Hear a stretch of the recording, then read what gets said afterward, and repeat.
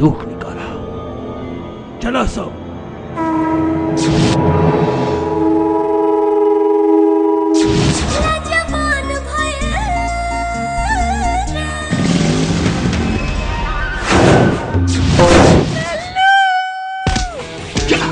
ललुआ उठ गया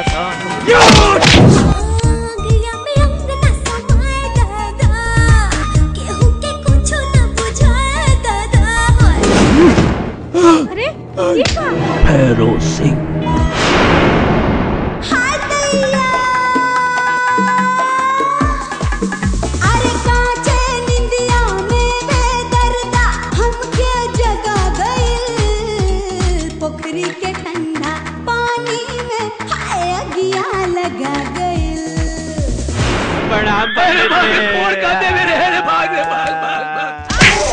अब देखी हम क्या करब। सोरह बालिश के बाटे कर जाता काल मारे लिए किस दी रे, अरे किस दी रे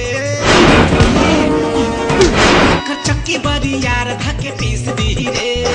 का बात बचलर साहब? बिहारी से मिले यार।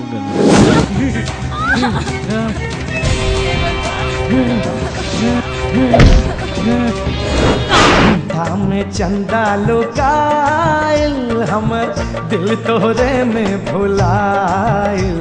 अरे चुप कर। अकारे छी ना है बाड़ा तू हमरा से राजा, प्यार से कहत बानी नियरा तू आजा। आओ विक्रम सिंह, लूट ला इज्जत। तोहार जैसन हंसी बहसी के तो कोनो धर्म ना होला। है रसीद तोहर जुल्म और बहसी में खत्म है कि ना? दिल के दर्द हम कैसे बताएं, दिल के दर्द हम कैसे बताएं, एकर न दुनिया में कौनो दवाई।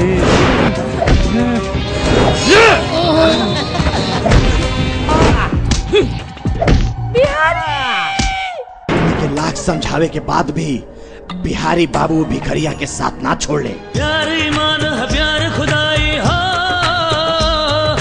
प्यार ईमान है प्यार खुदाई, ही में मिलेला बस रुसवाई, आशिक देला जान, प्यार पे सब कुर्बान। चांद सूरज जैसन दुनु बाबू हमार, लल्लू और बिहारी तो पर